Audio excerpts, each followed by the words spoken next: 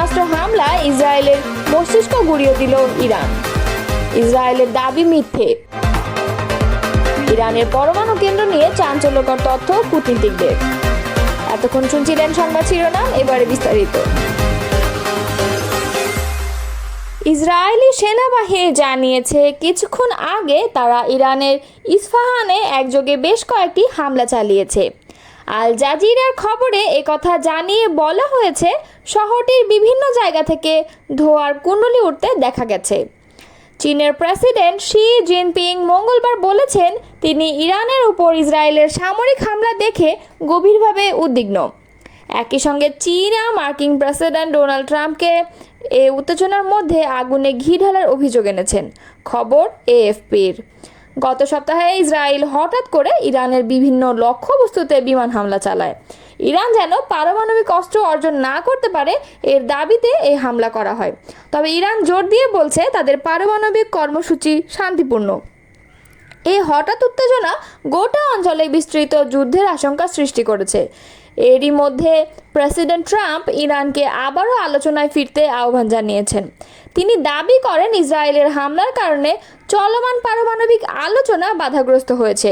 Trump নিজের সামাজিক যোগাযোগ মাধ্যম ট্রুথ সোশ্যালে এক বিস্ময়কর সতর্কবার্তা দিয়েছেন, সবাইকে অবিলম্বে তেহরান থেকে সরে যেতে হবে। চীন এই মন্তব্যের কঠোর সমালোচনা করে বলেছেন এ ধরনের উস্কানিমূলক বার্তা এই অঞ্চলকে আরও অস্থিতিশীল করে তুলতে পারে। মধ্য ইসরায়েলের রেহোভতে অবস্থিত ওয়েজম্যান বিজ্ঞান ইনস্টিটিউট।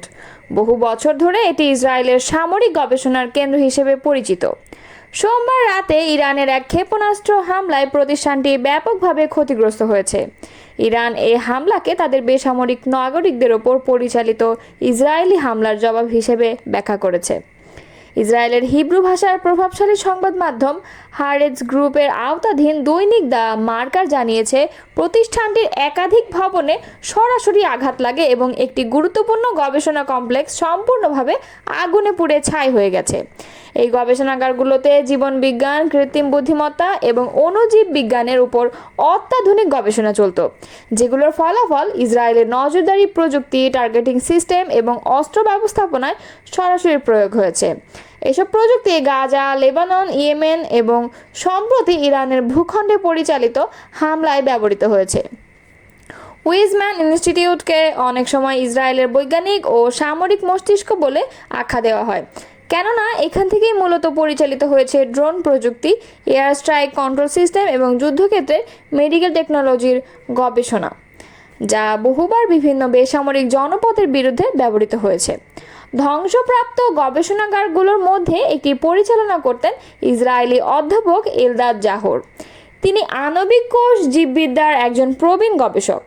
অপরদিকে অধ্যাপক এরান সেগালের কৃত্রিম বুদ্ধিমত্তা গবেষণাগারেও সরাসরি আঘাত লেগেছে। তিনি জানান, মিলিয়ন ডলারের যন্ত্রপাতি পানিতে ও কাঠামোগত ক্ষতিতে একেবারে ধ্বংস হয়ে গেছে।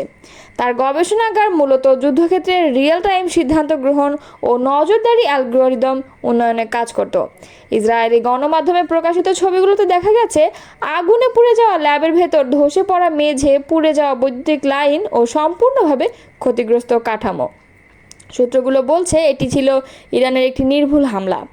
দ্য মার্কার তাদের প্রতিবেদনে উল্লেখ করেছে ইরানের এই হামলা কোনো এলোমেলো হামলা নয়, বরং খুবই সচেতনভাবে বাছাইকৃত একটি আঘাত।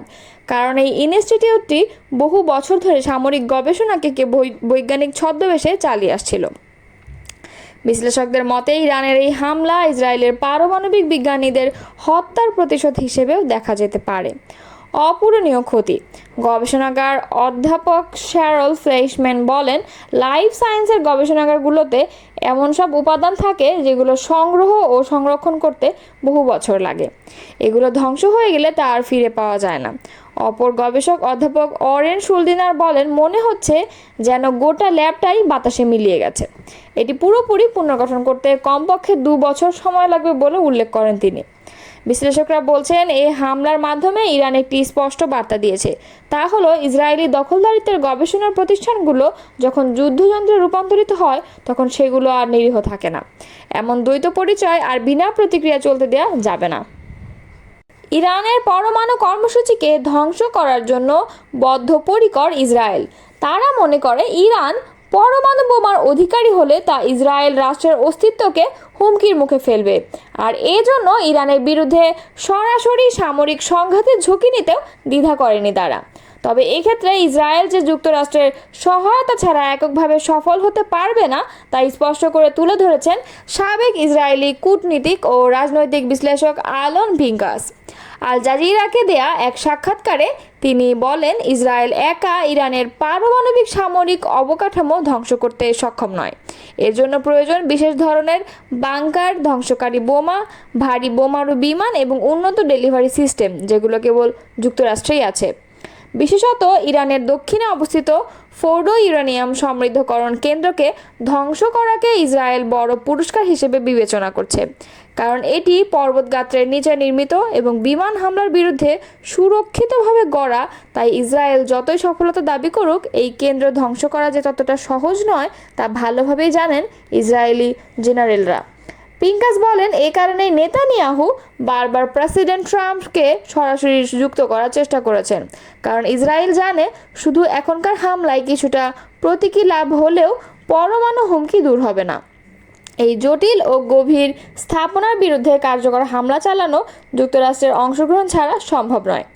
বর্তমান পরিস্থিতিতে ইরান ও ইসরায়েলের মধ্যকার উত্তেজনা মধ্যপ্রাচ্যের নিরাপত্তা কাঠামোকে হুমকির মুখে ফেলেছে। ইরান তার পরমাণু কর্মসূচির পাশাপাশি আঞ্চলিক মিত্রদের মাধ্যমে প্রভাব বিস্তারে অব্যাহত রেখেছে। ইসরায়েল অনেকদিন ধরেই যুক্তরাষ্ট্র ও পশ্চিমা বিশ্বকে বোঝাতে চাইছে, ইরান যদি পরমাণু অস্ত্রে সক্ষম হয় তাহলে শুধু ইসরায়েল নয়, গোটা অঞ্চলের স্থিতিশীলতায় ধ্বংস হবে। তবে বিশেষজ্ঞরা মনে করছেন, ফোর্ডোর মতো স্থাপনা ধ্বংস করা সাধারণ অস্ত্রের মাধ্যমে সম্ভব নয়, ফলে যুক্তরাষ্ট্রের সহায়তা ছাড়া এই লক্ষ্যে পৌঁছানো কার্যত অসম্ভব। এদিকে প্রেসিডেন্ট ডোনাল্ড ট্রাম্প অবস্থান এখনও অস্পষ্ট। তার প্রশাসনের পক্ষ থেকে প্রতিদিনই ভিন্ন ভিন্ন বার্তা আসছে। এদিকে কূটনৈতিক সমাধানের ইঙ্গিত, অন্যদিকে ইরানকে হুঁশিয়ারি। এই দ্বৈত বার্তায় মার্কিন নীতিতে বিভ্রান্তি তৈরি করছে। পিঙ্কাস বলেন, যদি উত্তেজনা প্রশমিত হয় সেটা যুক্তরাষ্ট্রের মধ্যস্থতায় হবে, কিন্তু বর্তমানে হোয়াইট হাউস পরিস্থিতিকে যেভাবে সামলাচ্ছে তা থেকে নিশ্চিত হওয়া যাচ্ছে না তারা কী পথে এগোবে।